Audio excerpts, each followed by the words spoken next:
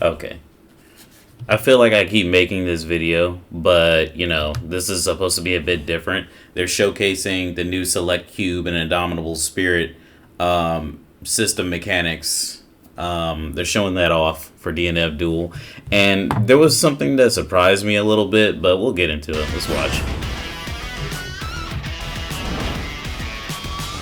So, as we can see here, yeah, I'm going to talk throughout it. As we can see here, this Sekuris Mela, I can't pronounce that, man. I'm just going to be completely honest with you. I can't pronounce it. I don't get it. But that's the name of the cube selection. So I thought that was going to be for everybody. That's just for Inquisitor.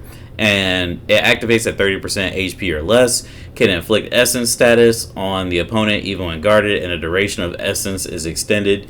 So this is good because it's supposed to put your character in that status where you have that oil on you and you can catch on fire.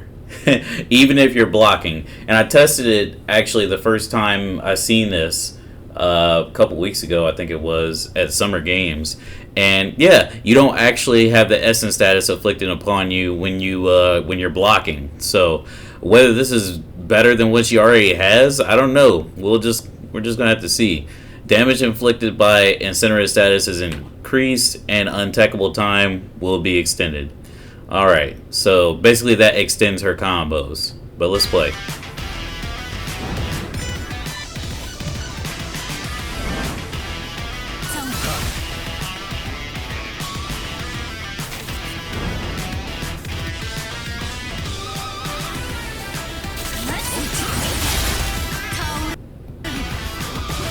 So basically you get your super at 30%, like you normally do right now.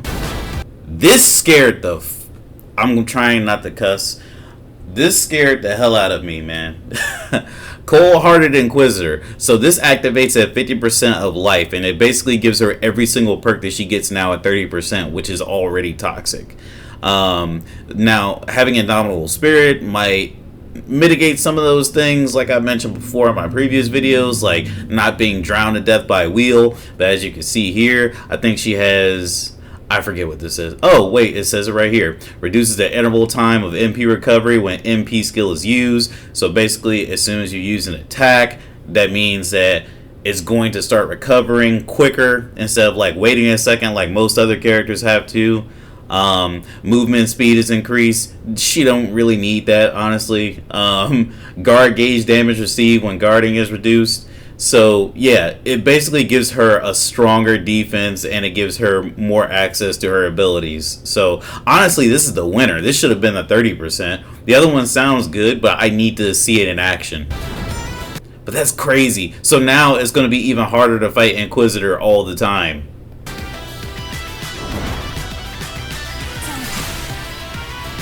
See how he doesn't have the thing activated?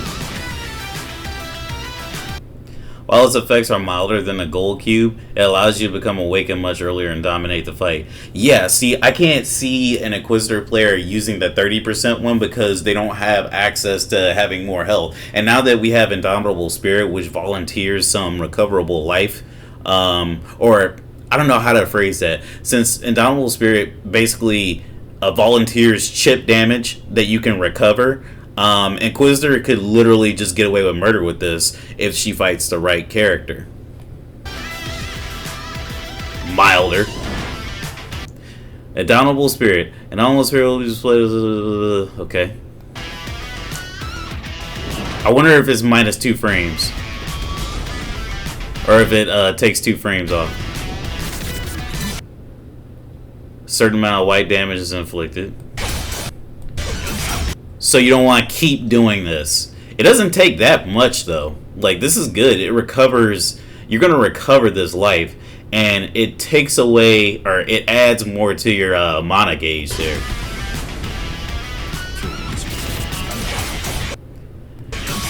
Okay, you see the side by side. Let's go ahead and play that again. Like, I know I explained this before, but let's go ahead and play it back here. So let's look at the side by side. Go ahead. You see how far he gets pushed back over here and how he doesn't get pushed back over here at all? he should be able to counter. If they wanted to show it off better, they should have showed him countering, honestly.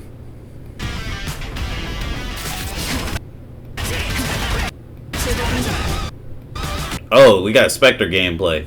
Stun time when blocking, the opponent's skill becomes consistent. I don't know what that means. Like, what does that mean? It becomes consistent.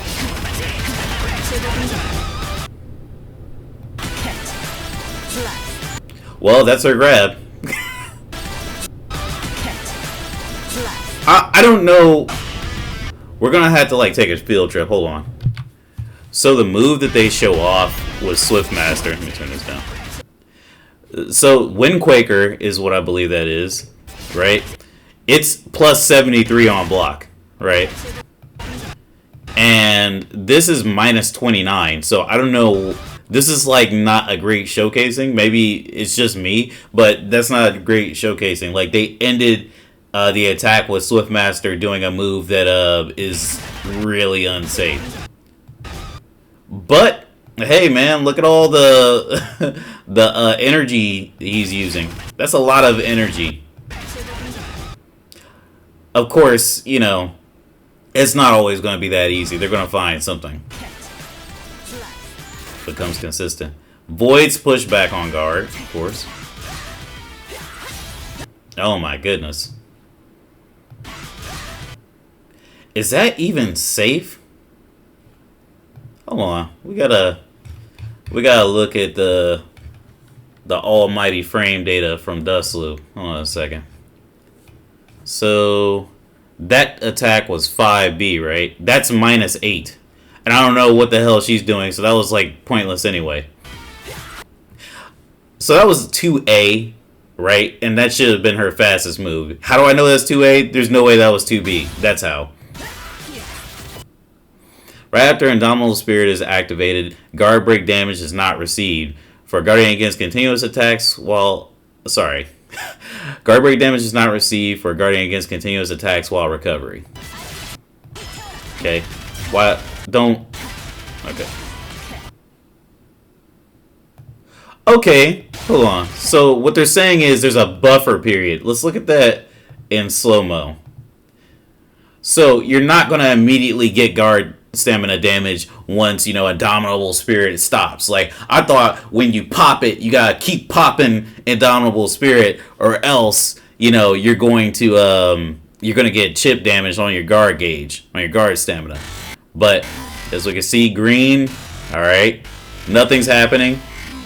Oh, then something started happening. Then green, right? Indomitable Spirit.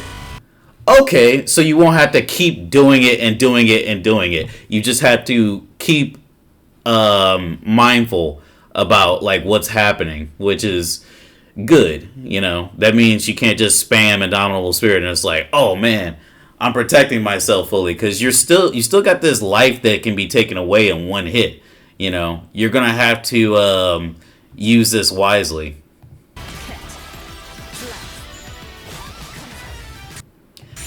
Alright, and that's it. No release date on Spectre or nothing. We just get to see her. But yeah, so I guess the main takeaway from this, for me, I'm taking a screenshot of this, is 50%. If your life is at 50%, you're gonna receive all the perks that you receive right now as Awakening happens, which, oh, I don't know about that.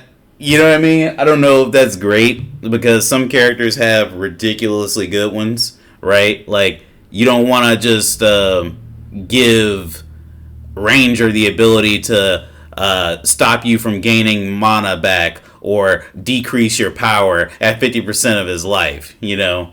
I don't think you want... What's her face? Enchantress to get more meter back as soon as possible. Well, that'd be a good buff for her, but can you think of Vanguard? Oh my god, Vanguard's about to go off in this mug, man. But yeah, what do you guys think? We've all seen it. Hold on a second. At the time this video was uploaded, which was 12 minutes ago, it looks like... Hold on. Dropping next Monday. Check out the full version trailer of Wait, what? Check out the full. I thought I was being dyslexic. Check out the full version trailer of Spectre dropping Monday. EDT/PDT. At this time, I guess. So next Monday. What is next Monday?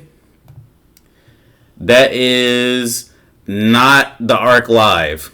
Okay, but her trailer is coming out. So that's interesting. But yeah, at the time of this video being launched, 110 people liked it and 0 people disliked it. Let's refresh real quick. 4 people disliked this already. And what are we seeing here? Y'all remember the insane hype around this game during those character reveals? Yeah, I do. Would have been nice to have this within the first 6 months of the game releasing. Okay. Well, it's here now. I guess. Would have been cool to have this in the game at launch. Also, can we please get a proper release date for the next patch in Spectre? Says next week, buddy. Well, next week is when the trailer happens. An incredible example of why you shouldn't rush out a game. If the game came out, this stuff went completely differently. What? Alright, so here's the thing. I don't like that comment because it's like, I kind of want to comment too, but it's like, it's pointless. Like, dude, the game was fine when it came out. Like, everybody that was like mad at Swiftmaster, Hitman, and Crusader, they're still going to be mad at them. They're still going to be annoying characters in my estimation. And there's still going to be things you don't like. Everybody that's saying this, it feels like it's their first fighting game. You know what I mean? I'm just trying to, let me look at this. I like this, but let me just make sure. So this person doesn't really do anything on YouTube. That doesn't mean anything. They could be the best DNF Duel player there is. But I just look at this and I'm like, oh, hold on a second. Tanuki Tussle. Obviously too little, too late.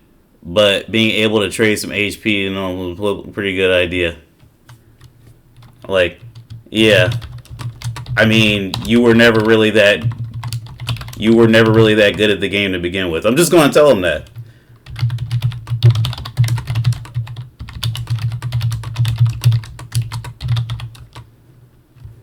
Hey, you know what?